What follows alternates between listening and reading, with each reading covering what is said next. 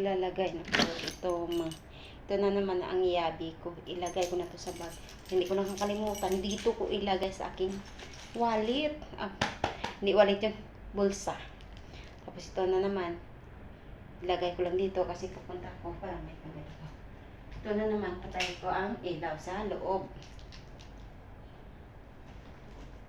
Pero dito ko na lang ilagay hasta to.